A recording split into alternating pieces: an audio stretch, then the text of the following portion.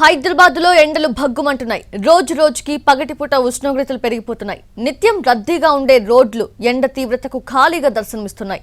హైదరాబాద్ లో ఎండలపై మరింత సమాచారాన్ని మా ప్రతినిధి కిరణ్ అందిస్తారు. హైదరాబాద్ లో ఎండలు భగ్గుమంటున్నాయి. మరోవైపు పగటి ఉష్ణోగ్రతలు పెరిగిపోతున్నాయి.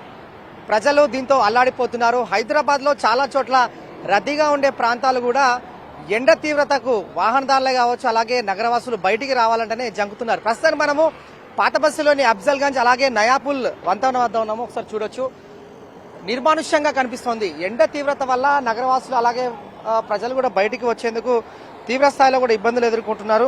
మార్చి చివరి వారం నుండి ఎండల తీవ్రత క్రమక్రమంగా పెరుగుతోంది. ఉదయం 9 గంటల నుండి ఎండ పెరుగుతూ మధ్యాహ్నం 12 గంటల సమయంలో తీవ్ర రూపం దాల్చుతోంది. ఈ క్రమంలో నగరవాసులు ఎండలకు భయాందోళనకు గురవుతున్నారు.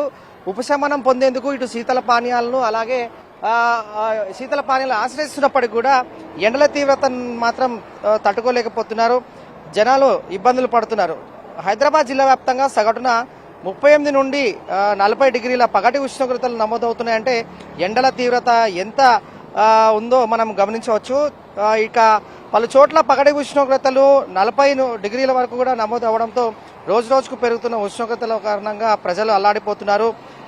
హైదరాబాద్ అలాగే చుట్టుపక్కల ప్రాంతాలు ఏవైతున్నాయో ఇటు నల్గొండ, రంగారెడ్డి అలాగే మహబూబ్ నగర్ ఈ పరిసర ప్రాంతాల ఏరియాస్ ఏవైతే ఉంటాయో ఇబ్రహీంపట్నం కావచ్చు, అంతా కూడా సుమారు 43.5 డిగ్రీల పగలు ఉష్ణోగ్రతలు నమోదవుతున్నాయని చెప్పి వాతావరణ శాఖ చెప్తోంది. ఇక హైదరాబాద్ వాతావరణకు సంబంధించిన నిపుణులు కూడా హెచ్చరిస్తున్నారు. అలాగే ఒకవేళ ఉష్ణోగ్రతలు అధికంగా ఉంటే మాత్రం ఎల్లుండి నుండి కూడా వడగాలులు వీచే అవకాశం ఉంటుంది. కాబట్టి ప్రజలు ఎవరు కూడా బయటికి రాకూడదు అనవసరంగాని అధికారులు హెచ్చరికలు జారీ చేస్తున్నారు.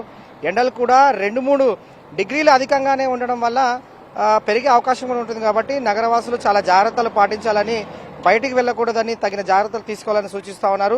ఇక ఎండ తీవ్రతగా రోజు రోజుకి అధికం అవడం వల్ల నగరవాసులు చాలా వరకు తీవ్ర ఇబ్బందులు పాలవుతా ఉన్నారు. అలాగే ఎండ తీవ్రతను మాత్రం తట్టుకోలేకపోతున్నారు. పగటి ఉష్ణోగ్రతలు రోజు రోజు క్రమక్రమంగా పెరగడం, అలాగే హైదరాబాద్ లో ఎండ తీవ్రత అధికంగా కావడం వల్ల కూడా నగరవాసులు తీవ్ర ఇబ్బందులకు గురవుతున్నారు, అనారోగ్యం పాలవుతా ఉన్నారు. ఇది లేటెస్ట్ అప్డేట్.